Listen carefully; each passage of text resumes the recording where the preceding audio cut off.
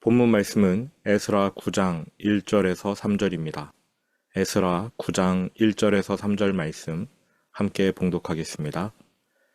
이 일 후에 방백들이 내게 나와 이르되 이스라엘 백성과 제사장들과 레위 사람들이 이 땅 백성들에게서 떠나지 아니하고 가나안 사람들과 헷 사람들과 브리스 사람들과 여부수 사람들과 암몬 사람들과 모압 사람들과 애굽 사람들과 아모리 사람들의 가증한 일을 행하여 그들의 딸을 맞이하여 아내와 며느리로 삼아 거룩한 자손이 그 지방 사람들과 서로 섞이게 하는데 방백들과 고관들이 이 죄에 더욱 으뜸이 되었다 하는지라.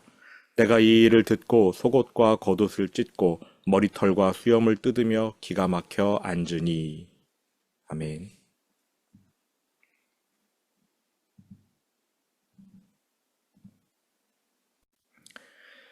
1절입니다. 이 일 후에 에스라가 예루살렘으로 돌아온 후입니다. 에스라가 예루살렘에 도착한 것이 5월 1일인데요. 10장 9절을 바탕으로 계산하니까 이 9장의 사건은 예루살렘으로 돌아온 지 4개월 후의 일입니다. 예루살렘으로 돌아온 지 4개월 되었을 때 방백들이 내게 나와 이르되 이스라엘 백성과 제사장들과 레위 사람들이 이 땅 백성들에게서 떠나지 아니하고 이 땅, 가나안 땅의 사람들로부터 스스로를 거룩히 구별하지 않았다. 이러한 보고를 에스라가 듣게 됩니다. 에스라는 백성들의 그러한 행태를 보면서 기겁합니다. 가나안 사람들과 헷 사람들과 브리스 사람들과 여부수 사람들과 암몬 사람들과 모압 사람들과 애굽 사람들과 아모리 사람들의 가증한 일을 행하여. 에스라가 바벨론에서 백성을 이끌어 예루살렘으로 돌아왔는데요. 이것은 과거 출애굽 사건에 비견할 만합니다. 그래서 이것을 제2의 출애굽이라고도 하는데 맨 처음 출애굽이 언급된 출애굽기 3장 8절을 보면요. 하나님이 내가 너희에게 가나안 땅을 주겠노라 이렇게 간단하게 말씀하시면 될 것을 꽤 복잡하게 말씀하시는 거를 알 수 있습니다. 그래서 제가 출애굽기 3장 8절을 화면에 띄워 드릴 테니까 오늘 우리 9장 1절과 한번 비교해 보시기 바랍니다.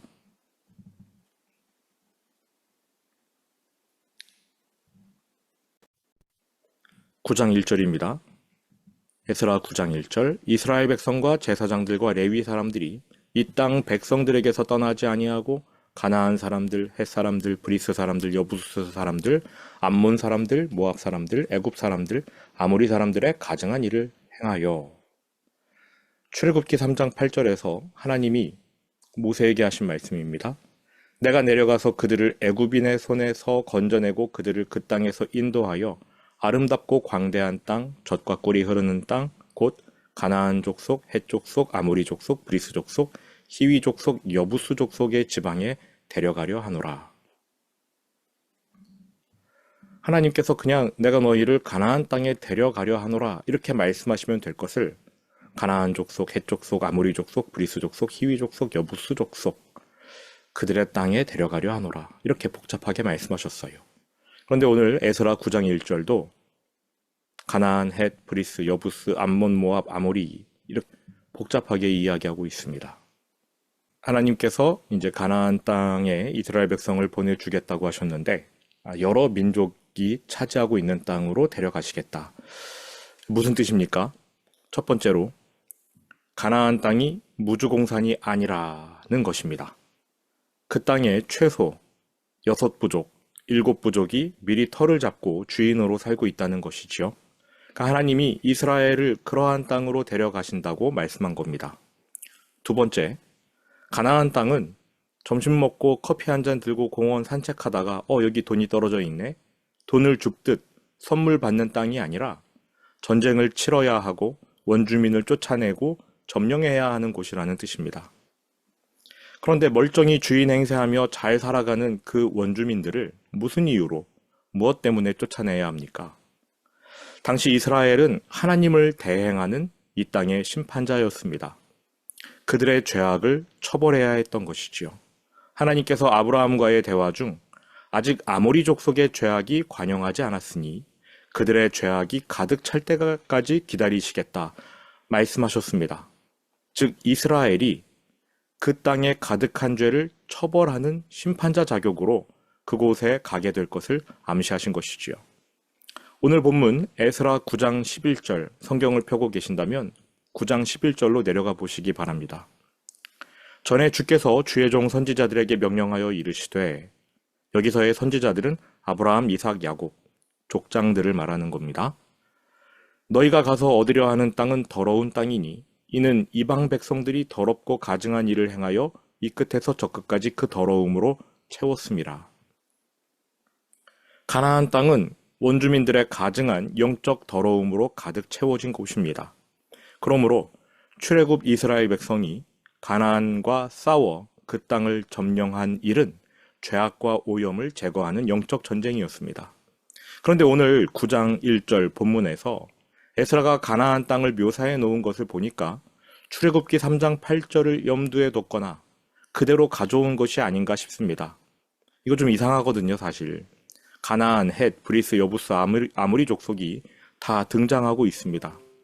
여기 언급된 민족 중에 지금 1000년을 지나오면서 없어지고 멸망한 민족이 많을 거예요.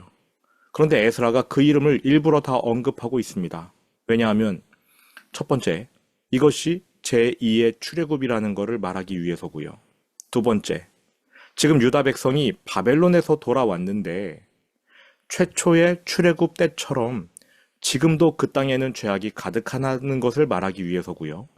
세 번째, 그러므로 모세가 인도했던 출애굽 이스라엘 백성이 죄악을 심판하는 영적 전쟁을 치러야 했듯이 지금 에스라가 지휘하는 두 번째 출애굽 백성 역시 죄악을 심판하는 전쟁을 치러야 한다. 이걸 말하기 위해서입니다. 그러니까 바벨론에서 예루살렘으로 돌아오는 이 유다 백성들의 사명 중 하나는 영적 전쟁을 치러서 그 땅을 깨끗하게 한다라는 것입니다. 그럼 어떻게 그 땅을 깨끗하게 합니까? 죄악을 근절하는 것이지요. 그런데 이게 웬일입니까? 가나안 땅의 죄악과 싸워 물리쳐야 할 유다 백성이 링 위에 올라가기도 전에 실격패합니다. 이방인들의 더러운 풍습과 죄악으로부터 스스로를 거룩히 구별해야 하는데 그 땅에서 이미 잔존하고 있는 죄악을 물리쳐야 했는데 오히려 죄악을 탐하고 이방인들과 피를 섞었습니다. 이방 민족과의 혼인을 아무렇지 않게 자행했다는 뜻입니다. 2절을 보십시오. 그들의 딸을 맞이하여 아내와 며느리로 삼아 거룩한 자손이 그 지방 사람들과 서로 섞이게 하는데, 이것만으로도 충분히 심각합니다. 싸워보지도 못하고 실격패 당한 겁니다. 하지만 이게 다가 아니고요. 방백들과 고관들이 이 죄에 더욱 으뜸이 되었다 하는지라 지도자들이 앞장서서 이방인과 결혼했습니다. 자신들만 그렇게 한 것이 아니라 너희들도 나처럼 하라 하면서 혈통 섞는 일을 장려했습니다. 쉽게 말해 지도자들이 나서서 우리 함께 하나님을 등지자, 하나님을 배신하자 외쳤다는 뜻입니다. 바벨론 포로지에서 돌아와서 나라를 다시 시작하는 상황인데 첫 단추부터 잘못 채웠습니다. 에스라는 율법으로 나라의 기강을 세우려고 율법을 연구했습니다. 그 백성에게 이 율법을 가르치려고 계획했습니다. 하지만 말씀을 가르치기도 전에 그 백성이 말씀을 안 배우겠다면서 거부한 상황인 것이지요. 보통 심각한 게 아닙니다. 하나님의 거룩한 백성이 아무런 거리낌 없이 이방인과 결혼하는 이 사태에 에스라가 말문이 막힙니다. 백성이 율법을 몰라서 그렇게 했다면 이 정도로 기막혀 하지는 않았을 겁니다. 그러나 율법의 세세한 부분까지는 아니어도 가나안 땅의 이방인과 혼인을 금하는 율법 정도는 모를 리 없을 텐데 그럼에도 이같이 대놓고 율법을 어겼으니 사태가 심각한 겁니다. 3절, 내가 이 일을 듣고 속옷과 겉옷을 찢고 머리털과 수염을 뜯으며 기가 막혀 앉으니. 소망이 없어요. 이 정도로 좌절할 만합니다. 생각해 보십시오. 남유다가 바벨론에 망한 이유가 무엇입니까? 첫째가 우상숭배입니다. 둘째가 그 우상숭배의 발단이 되었던 이방인과의 통혼이었습니다. 우상숭배가 너무나 강력하여 하나님의 백성이 이방신에게 자신의 살아있는 아기를 불태워 바치기까지 했습니다. 그 땅이 더럽혀질 대로 더럽혀졌는데 그 원인이 무엇이었느냐? 통혼이었다는 것입니다. 하나님께서 바벨론이라는 도구를 사용하여 유다 백성을 심판하셨습니다. 사실 그들 모두가 죽어야 완전한 공의, 마땅한 공의였는데 하나님이 그들을 진멸하지 않고 남겨두셨어요. 은혜이지요. 그 남겨진 백성을 바벨론으로 보내셨습니다. 포로로 끌려간 직후 초반에는 고생했겠지만 하나님께서 그곳에서 70년간 평안히 살게 될 테니 집 짓고 자녀를 낳고 잘 살라 은혜를 베풀어 주셔요. 그러다가 때가 되면 70년이 차면 너희를 유다 땅으로 돌아오게 할 것이다. 약속하셨습니다. 은혜이지요. 70년 만에 바벨론이 망하고 페르시아의 황제가 유대인들을 본국으로 돌려보냈습니다. 성전도 짓도록 허락해 줍니다. 은혜입니다. 하지만 바벨론에 거하는 유대인들 대다수는 거기에 눌러 앉아요. 불편함을 무릅쓰고 예루살렘으로 돌아온 사람은 소수에 불과한데 그렇게 돌아온 사람들은 20년간 성전 짓고 회복된 하나님과의 언약 안에서 은혜를 누렸습니다. 그리고 이제 에스라가 인도한 두 번째 귀한 자들이 거룩한 땅에 도착합니다. 에스라는 율법을 근거로 나라를 다시 시작하려고 하는 것입니다. 그런데 그 백성이 이방인과 통혼을 해요. 나라가 망했던 이유, 그 원인이 되는 죄를 다시 범한 것입니다. 죄가 이처럼 끈질겨요. 이제 말씀을 마무리하겠습니다. 우리의 신앙 여정도 마찬가지입니다. 구원받으면 그 순간 모든 죄의 유혹이 사라져서 하루아침에 우리가 성인 군자가 되느냐? 아닙니다. 우리가 구원받을 때에 하나님께서 죄에 대한 책임, 죄책은 없애주셨지만 죄성은 남겨두셨어요. 그래서 우리는 성령을 의지해야만 이 죄의 유혹을 물리쳐낼 수 있습니다. 성령님을 의지하지 않으면 우리 안에 남아있는 죄성이 죄의 유혹에 반응합니다. 얼마든지 죄를 범할 수 있어요. 양심의 가책도 안 느낄 만큼 마음껏 죄를 범하는 게 우리의 상태입니다. 감사한 것은 성령님을 우리에게 보내주셨기 때문에 우리가 성령을 의지하여 죄와 싸울 수 있게 되었습니다. 죄의 장악력으로부터 해방되어서 이제는 죄를 향해 NO! 이렇게 말할 수 있게 된 것이지요. 여러분, 신앙생활이 굉장히 스펙트럼이 넓다고 하지만 확실한 한 가지가 있습니다. 신앙생활이 무엇인가? 성령님을 의지하여 죄와 싸우는 여행입니다. 이것을 신앙생활이라고 합니다. 다른 게 아니에요. 성령님을 의지하고 죄와 싸우는 여정.